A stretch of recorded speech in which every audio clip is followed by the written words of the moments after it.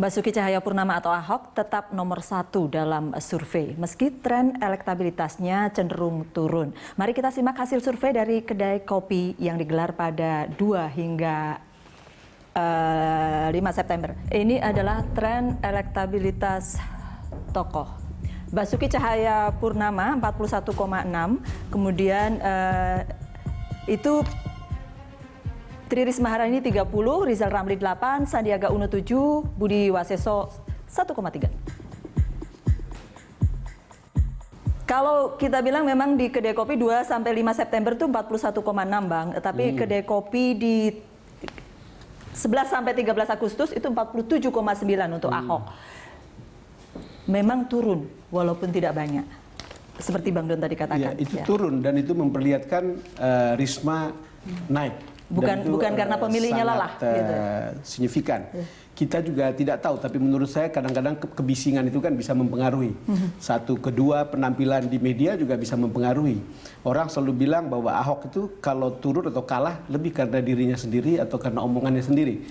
Mungkin ini, tapi kita juga tidak tahu. Tapi mungkin juga karena PDIP sudah mulai mengambil manuver, misalnya, udahlah kita harus naikkan tokoh sendiri gitu, dan itu Risma kebetulan tokoh yang juga proven misalnya, atau tiba-tiba mungkin karena juga Gerindra sama PKS juga sudah punya calon, bisa juga macam-macam karena hal itu kita tidak tahu persis, tapi kan ya angka ini seperti kata Bang Taufik tadi bisa dinamis gitu.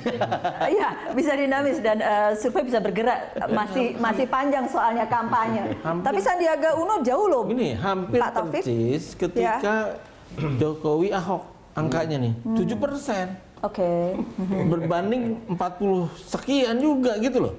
Pada posisi menjelang pendaftaran, saya ingat betul gitu. Pada posisi menjelang, mungkin waktunya hampir sama gitu ya. Saya mau sedikit bergerak terus. Akan bergerak. Saya mau sedikit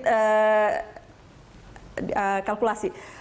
PDIP kemungkinan Ahok Jarot atau Risma dengan orang lain, begitu ya Pak Andreas? Salah ya saya? Ya, gini. Jadi saya ingin komentari sedikit survei tadi. Oke, baik. Tapi nanti dijawab ya soal Ahok Jarot atau Risma dan orang lain. Karena sebenarnya dari jauh-jauh hari kan kita sudah lihat kan, dan kita sudah bisa menduga-duga juga gitu. Nah, dalam arti bahwa seperti proses-proses sebelum, kalau petahana incumbent itu belum ada yang lain yang kelihatan akan muncul, memang pasti tinggi. Pasti tinggi. Pasti tinggi. Hanya beberapa kasus memang agak rendah, memang ada beberapa di dalam pengalaman kami ada beberapa kasus. Anda mau katakan bahwa ini karena belum ada lawan yang pasti? Itu realitanya. Itu realitanya gitu. Itu realitanya. Dan tapi kan kita lihat, dan kami sudah menduga pas ketika akan muncul nama-nama ini petahana akan turun gitu, dan akan muncul nama baru. Nah, sebenarnya kan sederhana kalau melihat ini. Dalam arti apa? Mau memetakan ini secara overall ya kalau bukan Ahok harus cari orang yang plus Ahok plus. Oke. Gitu. Kenapa? Karena ada dan aspek, itu PDIP punya aspek yang lain ya, aspek yang lain dalam apa? Dalam proses di pilkada ini. Saya perhatikan dari hasil survei yang dibuat oleh lembaga psikologi UI. Menurut saya bagus. Kenapa? Dia memetakan kualitatif juga, aspek kualitatif dan aspek kuantitatif.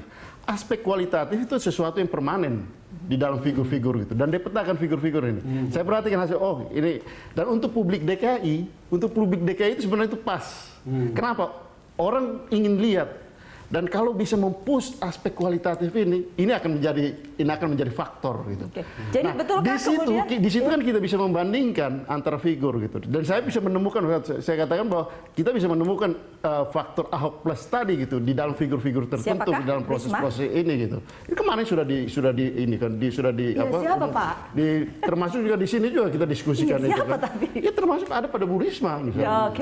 Itu ada aspek yang ya bisa mendongkrak itu gitu dari segi kualitatif sehingga secara kuantitatif. Ada dua kemungkinan untuk RI 3 begitu ya, Ahok atau Risma. Ya kenapa? Ini realita politiknya gitu, dan masyarakat Jakarta ini mereka melihat itu gitu, dan mereka menghendaki seperti itu. Mungkin akan mengambil orang dari luar untuk orang kedua.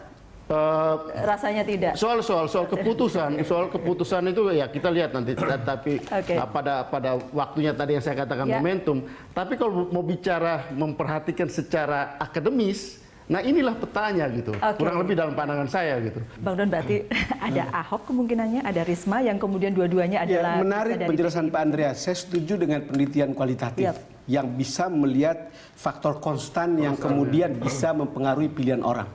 Cerita tentang Ahok kualitatifnya pasti akan berbeda dengan cerita tentang Risma kualitatifnya dari segi metodologi itu, lalu kemudian orang akan mengambil keputusan. Kalau dilihat itu, pembuat probabilitas itu adalah PDIP. Kalau lihat begini ya, Iya. kalau saya, kecuali kalau dalam proses kampanye nanti itu akan diperlihatkan, misalnya Mas Mardani, Mas Sandiaga ini memperlihatkan program yang bagus di publik.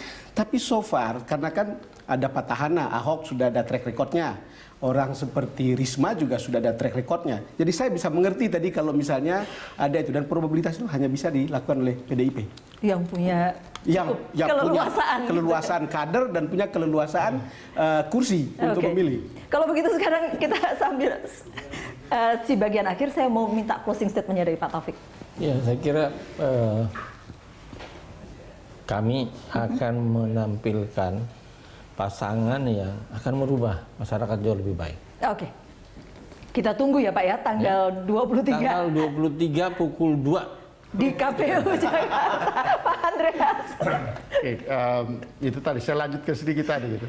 Jadi kalau aspek kualitatif itu adalah faktor yang permanen. Yap. Sementara elektabilitas itu kuantitatif itu aspek Bisa yang naik dinamis turun, gitu. Jadi kalau orang bisa menemukan itu, mengcombine itu, kita menemukan pada figur yang itu tadi, saya plus tadi. Kalau plus tadi dia akan mendongkrak gitu. Dan itu terjadi pada tahun 2012 dan banyak pilkada yang lain gitu. Oke. Pak Mardani. Ya, tentu Jakarta perlu yang segar ya. Jakarta perlu terobosan. Pak Ahok sudah membuat banyak yang baik. Tapi bukan berarti ada yang lebih baik dari Pak Ahok yang bisa dimunculkan. Kita berharap Pilkada 2017 mampu menampilkan kontestasi beauty contest. Ya. Petahana pun sebetulnya belum pasti karena tiga itu juga belum dideklarasikan. Ya. Jadi sampai tanggal 23 September jam 18 siapa yang akan daftar belum, yang akan ikut dalam pilkada belum, itu pun belum juga. Karena tanggal 23 Oktober baru akan ditetapkan siapa yang lolos proses semua persyaratan sehingga ketika itu baru ketahuan siapa. Mudah-mudahan publik Jakarta dapat yang terbaik. Yang penting buat publik Jakarta, Ya. Bang Don. Ya Nung, kan sudah banyak orang tahu bahwa yang bisa mengetahui calon PDIP itu hanya Tuhan dan Ibu Mega. Itu kata orang di luar sana. Tetapi kan banyak analis yang mengatakan juga bahwa Ibu Mega atau PDIP akan memilih Ahok. Ada dasarnya kira-kira. Ada cerita tentang tumpeng waktu kaul Bang TK. Tetapi ketika saya ketemu Ibu Susi, mestinya bukan dia. Saya kalau hadir pada waktu saya katanya. Itu kan ada spekulasi begitu. Lalu kemudian ada juga spekulasi yang berkembang. Kan keinginan PDIP atau Ibu Mega mengangkat BG udah selesai. Mestinya ada dong win-nya untuk kemudian Ahok yang kemudian katanya didukung oleh Jokowi. Dan Jokowi pasti juga diperhatikan oleh Ibu Mega. Tapi yang menarik untuk saya adalah ketika saya menghadiri sekolah politiknya PDIP. Yang menjadi mentor di kelas itu adalah Ibu Risma. Ya Pak Andreas ya. Lalu kemudian yang menjadi muridnya salah satunya adalah Jarod yang adalah wakil gubernur DKI, termasuk Rano Karno yang calon gubernur di Banten.